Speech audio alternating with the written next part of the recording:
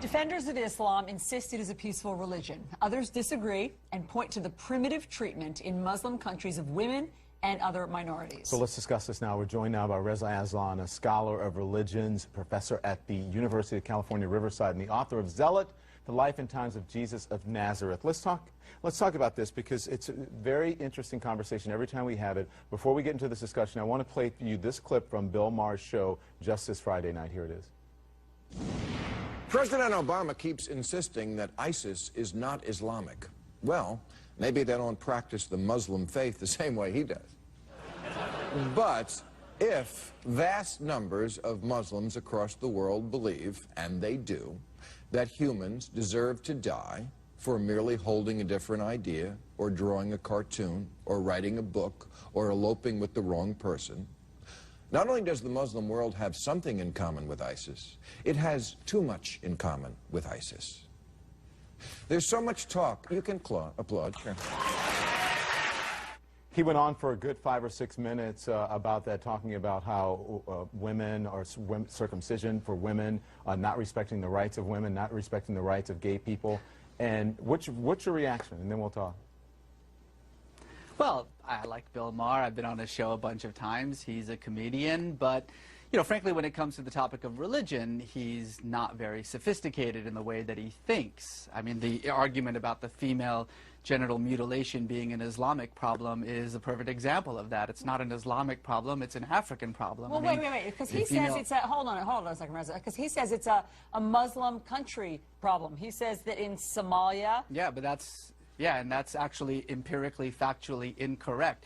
It's a Central African problem. Eritrea has almost 90% female genital mutilation. It's a Christian country. Ethiopia has 75% female genital mutilation. It's a Christian country. Nowhere else in the Muslim majority states is female genital mutilation an issue.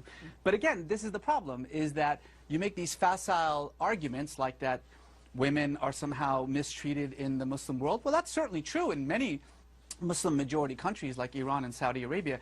Do you know that Muslims have elected 7 women as their heads of states in those Muslim majority countries? How many women do we have as head of states in the United States? Reza, be honest, though, for the most part, it is not a free and open society for women in those states. Well, it's not in Iran, it's not in Saudi Arabia, it certainly is in Indonesia and Malaysia, it certainly is in Bangladesh, it certainly is in Turkey.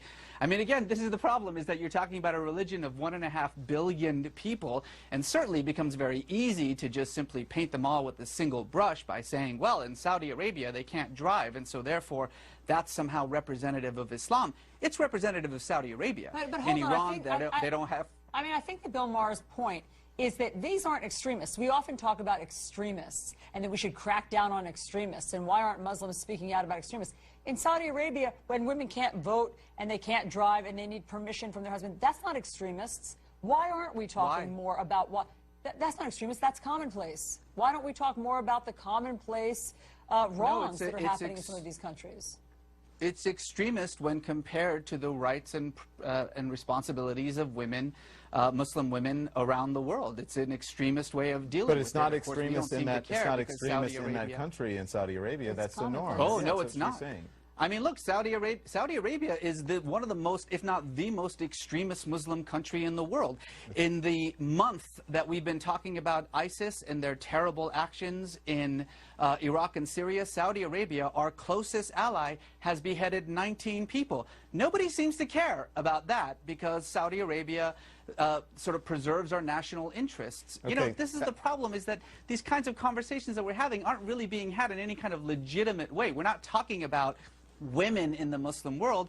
We're using 2 or 3 examples to justify a generalization. That's actually the definition of bigotry. All right, fair enough. Let's listen to Benjamin Netanyahu at the United Nations today. So when it comes to their ultimate goals, Hamas is ISIS and ISIS is Hamas. And what they share in common, all militant Islamists share in common. So Reza, the question at the bottom of the screen that everyone is looking at, does Islam promote violence? Islam doesn't promote violence or peace. Islam is just a religion, and like every religion in the world, it depends on what you bring to it. If you're a violent person, your Islam, your Judaism, your Christianity, your Hinduism is going to be violent. There are marauding Buddhist monks in Myanmar slaughtering women and children. Does Buddhism promote violence? Of course not. People are violent or peaceful, and that depends on their politics, their social world, the way that they see their communities, the way they see themselves. So, Reza, you don't think that there's anything more, there's the justice system in Muslim countries, you don't think is somehow more primitive or subjugates women more than in other countries? Did you hear what you just said? You said in Muslim countries. I just told you that Indonesia, women are absolutely 100% equal to men. In Turkey, they have had more female representatives, more female heads of state in Turkey than we have in the United States. But in Pakistan, stop saying things like Muslim countries. Women are still being stoned. And that's a problem for Pakistan. So in other words, I just want to be clear on what your point is, because I thought you and Bill Maher were saying the same thing. Your point is that Muslim countries are not to blame. There is nothing particular, there's no common thread in Muslim countries. You can't paint with a broad brush that somehow their justice system or Sharia law or what they're doing in terms of stoning and female mutilation is different than in other countries like Western countries. Stoning and mutilation and those barbaric practices should be condemned and criticized by everyone. The actions of individuals and societies and countries like Iran, like Pakistan, like Saudi Arabia must be condemned because they don't belong in the 21st century. But to say Muslim countries as though Pakistan and Turkey are the same, as though Indonesia and Saudi Arabia are the same, as though somehow what is happening in the most extreme forms of these repressive countries, these autocratic countries, is representative of what's happening in every other Muslim country, is frankly, and I use this word seriously, stupid. So let's stop doing that. Okay, Reza, let's listen. I want you to listen to Benjamin Netanyahu again. This is actually the one I wanted you to hear. Yeah, the ISIS.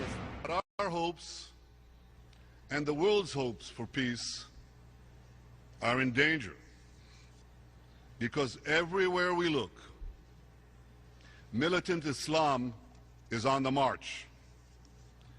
It's not militants, it's not Islam, it's militant Islam. And typically, its first victims are other Muslims, but it spares no one. He's making a clear distinction there. He says it's not militants, it's not Islam, it's militant Islam. Do you understand his distinction there? Is he correct? Well, he's correct in talking about militant Islam being a problem. He is absolutely incorrect in talking about ISIS equaling Hamas. That's just ridiculous. No one takes him seriously when he says things like that. And frankly, it's precisely why under his leadership, Israel has become so incredibly isolated from the rest of the global community. Those kinds of statements are illogical, they're irrational, they're so obviously propagandistic. In fact, he went so far as to then bring up the Nazis, which has become kind of a verbal tick for him whenever he brings up either Hamas or ISIS. Again, these kinds of oversimplifications, I think, only cause more danger. There is a very real problem. ISIS is a problem. Al-Qaeda is a problem. These militant Islamic groups like Hamas, like Hezbollah, like the Taliban have to be dealt with. But it doesn't actually help us to deal with them when instead of talking about rational conflicts, rational criticisms of a particular religion, we instead so easily slip into bigotry by simply painting everyone with a single brush, as we have been doing in this conversation, mind you. Well, we're just asking the questions, Reza, and you're answering. I think you answered very fairly, and we appreciate it. Thank you, Reza Aslan. We appreciate your perspective Yep. and helping everyone understand your perspective. 126 Muslim